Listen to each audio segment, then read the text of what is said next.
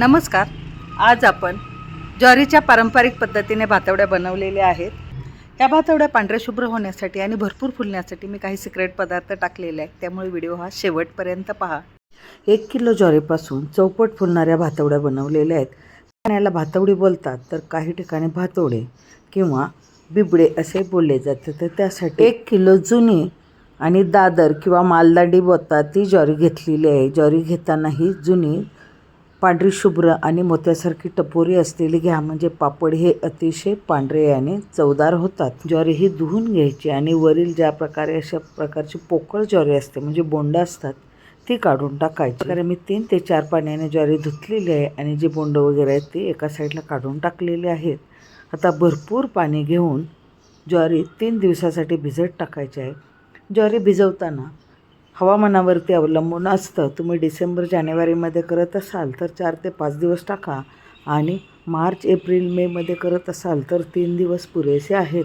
तर एका मोठ्या पातेल्यामध्ये भरपूर सारं पाणी घेतलेलं आहे आणि त्यामध्ये ज्वारी टाकून 3 दिवसासाठी झाकून ठेवली. रोज एकदा त्यातील पाणी काढून टाकलं, किमान दिवसातून एकदा तरी पाणी काढून टाकायचं आहे आणि पुन्हा त्या ठिकाणी दुसरं पाणी टाकायचं. अशा प्रकारे 3 दिवस आणि 3 रात्रीमध्ये आपली ज्वारी पहा छानपैकी भिजलेली आहे. नखाने अशी तोडून पाहायची तर तुटली जाते, म्हणजे आपली ज्वारी छान भिजलेली आहे. आता ही ज्वारी पुन्हा एकदा पाण्याने धुवून चाळणीवरती काढून ठेवायची. अर्धा ते पाऊण तास अशा प्रकारे ज्वारी नितळून घेतली आणि फॅन खाली कॉटनवरती सुकत टाकली. तुम्ही जास्त प्रमाणात ज्वारी ठेवत असाल तर उन्हामध्ये तासभर वाळवा आणि अशा प्रकारे व्यवस्थितपणे वाळले की चक्कीवरून दळून आणायचे आणि त्यांना सांगायचं की भातवड्याचं पीठ आहे त्याप्रमाणे दळा, म्हणजे मध्यम साईजचे दळायचे, फार बारीक किंवा फार जाड दळायचे नाही. आणि आणल्यानंतर बारीक चाळणीने चाळून घ्यायची, जेणेकरून त्यातील कोंडा एका साईडला होईल आणि मऊ पीठ एका साईडला होईल. आणि कमी प्रमाणात करत असाल तर ज्वारी थोडीशी ओलसर असतानाच मिक्सरवरती बारीक वाटून घ्यायची आणि मग चाळून घ्यायची. अशा प्रकारे जो कोंडा आहे ना, तो अतिशय पौष्टिक असतो. तो कोंडा तुम्ही भाकरीमध्ये वापरू शकता किंवा याचे आणखी काही पदार्थ बनवू शकता. अशा प्रकारे भातवड्याचं पीठ तयार करून ठेवलं ना तर अगदी 10 ते 12 दिवस आरामशीर टिकतं. ज्यावेळी तुम्हाला वेळ असेल त्यावेळी आदल्या दिवशी पीठ कालवायचं आणि दुसऱ्या दिवशी भातवड्या करायच्या.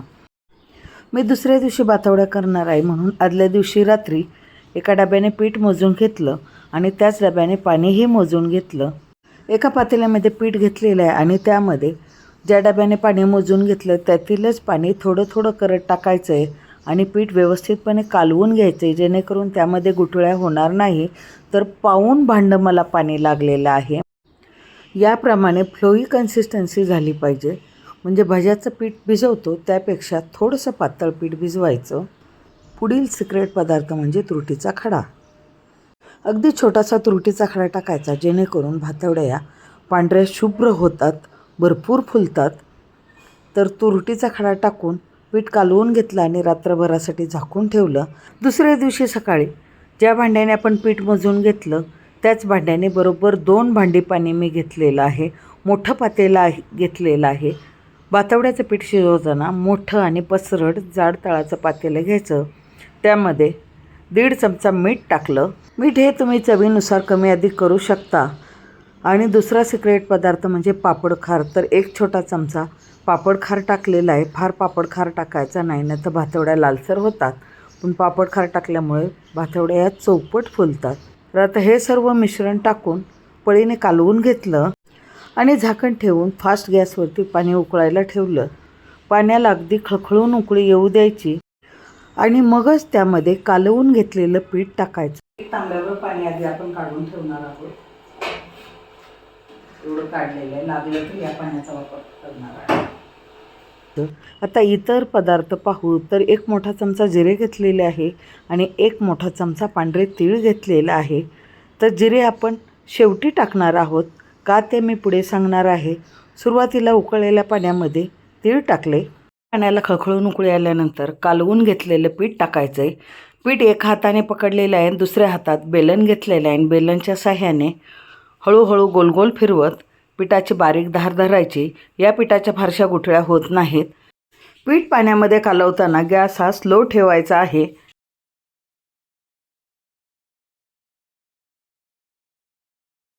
सर्व पीठ पाण्यात मिसळल्यानंतर बेलनच्या साहाय्याने पुन्हा 2 ते 3 मिनिट व्यवस्थित मिक्स करून घ्यायचं. छान उकळी आलेली आहे, तर स्लो गॅस करायचा आणि व्यवस्थितपणे शिजू द्यायचं.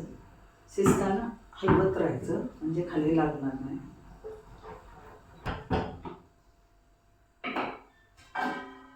पुन्हा झाकण ठेवायचं. अशा प्रकारे आपल्याला अर्धा ते पाऊण तास शिजवायचं आहे. पीठ बरोबर अर्धा तास शिजवून घेतलेलं आहे आणि पिठावरती साई यायला लागलेली आहे आणि छोटे छोटे फुगेसुद्धा निर्माण झालेले आहेत.